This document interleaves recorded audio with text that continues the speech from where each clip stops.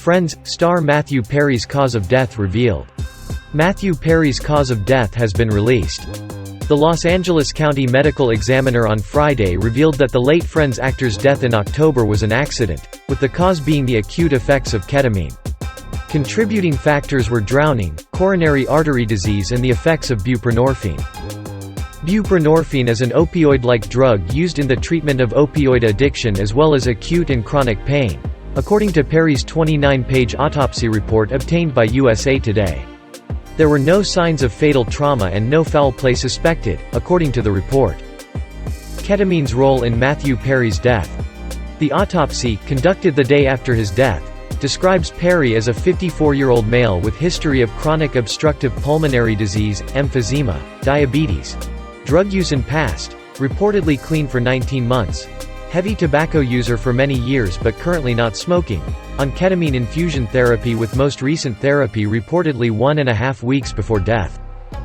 The medical examiner makes note that the amount of ketamine, a dissociative anesthetic, found in his system was as high as 3,540 nanograms per milliliter. Levels for general anesthesia are typically in the 1,000 to 6,000 nanograms per milliliter ranges, the report notes. Though Perry was reported to be receiving ketamine infusion therapy for depression and anxiety, according to the report, the ketamine in his system at death could not be from that infusion therapy, since ketamine's half-life is 3 to 4 hours, or less. What is ketamine treatment? Sharon Osbourne says ketamine helped her depression. Perry was 54 years old when he died October 28. He was found unresponsive and face down in the heated end of his pool, according to his autopsy. The Los Angeles Fire Department confirmed to USA Today that firefighters responded to Perry's Pacific Palisades home at 4:07 p.m. that day and found an adult male unconscious in a standalone jacuzzi.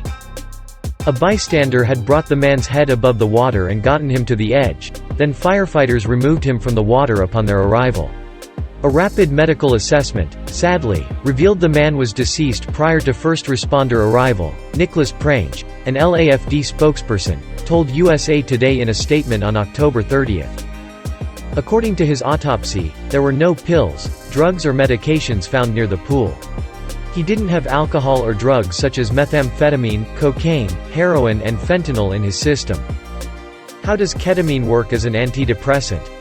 Ketamine is an FDA-approved anesthetic, and over the past few decades, it's also been hailed for its fast-acting antidepressant effects.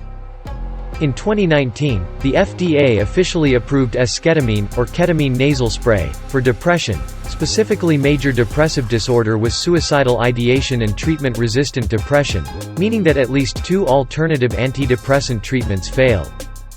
Dr. Nolan Williams, an assistant professor in Stanford University's Department of Psychiatry and Behavioral Sciences, previously told USA Today that it's unclear exactly how ketamine affects mood, because there are many mechanisms happening at once. But rather than affecting dopamine or serotonin, neuroscience studies show that ketamine instead targets a neurotransmitter called glutamate, which promotes the brain's ability to create lasting, new lifestyle patterns. Some experts have also speculated that the dissociative experience of a ketamine trip may be responsible for reducing depressive symptoms.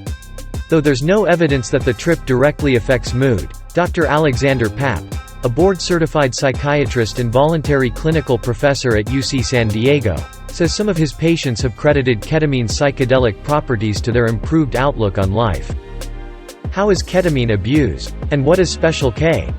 The painkiller ketamine can be used as a sedative or treatment for depression, but it's also known as a club drug that can produce dissociative sensations and hallucinations, according to the Drug Enforcement Administration. Ketamine first caught interest as a counterculture drug in the 1970s and re-emerged as a club drug Special K in the 2000s. How many ketamine treatments do you need? Itzkoff says each session varies by patient, but standard treatment occurs twice a week for 4 weeks. Then, once a week for another 4 weeks. It can legally be administered orally or through an IV injection, but intranasal ketamine is the only FDA-approved method so far. During the session, people often experience an altered, trance-like trip that lasts approximately 1 or 2 hours. They may also be guided with talk therapy, also known as ketamine-assisted therapy. When patients are in a very vulnerable state, we're often trying to help them access different types of feelings, Itzkoff says. That is most easily done when you have a very controlled, very safe setting. In order to keep the patient comfortable, she adds that she will offer to dim the lights, prepare music, or give them eye shades, because ketamine can cause patients to feel a bit dizzy. However, Williams explains the FDA-approved procedure for esketamine does not involve or require psychotherapy. Was Matthew Perry sober? Perry was open about his battle with alcohol and drugs, which he chronicled in his 2022 memoir Friends, Lovers and the Big Terrible Thing. He wrote with candor and compassion and showed his dedication to continue fighting a near-fatal battle. Jennifer Aniston said that Perry was doing well in his personal life before his death, she told Variety. He was happy. He was healthy, Aniston said. He had quit smoking. He was getting in shape. He was happy, that's all I know.